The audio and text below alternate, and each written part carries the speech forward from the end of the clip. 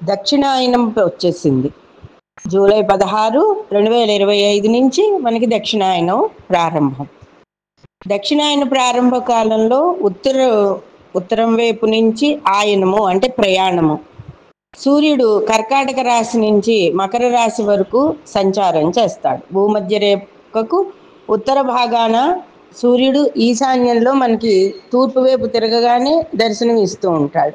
దక్షిణాయన కాలంలో కుడివైపు ఆగ్నేయం వైపు సూర్యుడు మనకి దర్శనం ఇస్తూ ఉంటాడు. అయితే దక్షిణాయన పుణ్యకాలంలో ఆ సమయంలో దక్షిణాయనం అంతా 6 నెలలు పూర్తిగా ఎందుకు పూజలకి ఉపవాసాలకి ప్రాధాన్యత ఇస్తాము అంటే, ఉత్తరాయణ సమయంలో కన్నా దక్షిణాయన సమయంలో వాతావరణంలో అనేక మార్పులు ఉంటాయి. మొట్టమొదటిగా ఆ మార్పుల్లో ప్రధానమైనది మనకి ఆషాఢ మాసం తర్వాత శ్రావణ భాద్రపదాలు వర్ష ఋతువు. ఆ తర్వాత ఈ వర్ష ఋతువు వల్ల వచ్చే వర్షాలు తగ్గి క్రిమికీటకాల వల్ల వచ్చే ఇబ్బందులు, అనారోగ్య సమస్యలు, ఈ సూర్యకాంతి రాను రాను రాను అతి తక్కువైపోయి హేమంత ఋతువు దగ్గరికి వచ్చేటప్పటికి పూర్తిగా మనకి ఎండ అనేది కరువైపోతుంది. ఈ సూర్యకాంతి హీనత వల్ల ప్రజలందరికీ కూడా, ప్రాణశక్తి ఉన్న జీవులన్నింటికీ కూడా అనేక రకాలైన రోగాలు వస్తాయి. ఈ రోగ నిరోధక శక్తిని పెంచుకుంటూ రోగాల బారిన పడకుండా ఉండడానికి ఉపవాస దీక్షలు, పూజలు, నవరాత్రి పూజలు ఇటువంటివన్నీ చెప్పబడుతూ ఉంటాయి.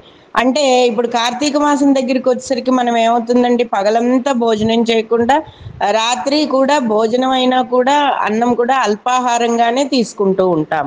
అతి బరువైన పదార్థాలు, కొవ్వు పదార్థాలు, వేపుళ్ళు, మసాలాలు ఇలాంటివి ఏమీ తినకుండా ఉపవాస నియమాలు పాటిస్తూ తగు మోతాదుగా మనం భుజిస్తూ ఉంటాం. ఇవన్నీ కూడా మన ఋషి విజ్ఞానం అప్పటి మన ఆరోగ్య పరిస్థితులను చూసే అందించింది.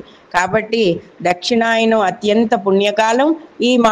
ఈ దక్షిణాయనంలో ఉపనయనాలు తప్ప అన్ని శుభకార్యాలు చేసుకోవచ్చు, పితృకార్యాలు చేసుకోవచ్చు. ఇక్కడి నుంచి కూడా దాదాపుగా 6 నెలల కాలం సమయం అంతా కూడా మనకి సంపూర్ణ ఆరోగ్యాన్ని, రోగ నిరోధక శక్తిని పెంచుకునే విధంగానే ఆహారపు అలవాట్లు చేసుకుంటూ తామస గుణం కలిగిన పదార్థాలు తీసుకోకుండా ఆరోగ్య నియమాలు పాటించుకుంటూ ముందుకు వెళ్తే కనుక మనకి సంపూర్ణ ఆరోగ్యం చేకూర్చుకుని రోగ నిరోధక శక్తిని పెంపొందించుకునే విధంగా మనకి ఋషి విజ్ఞానం అందించింది.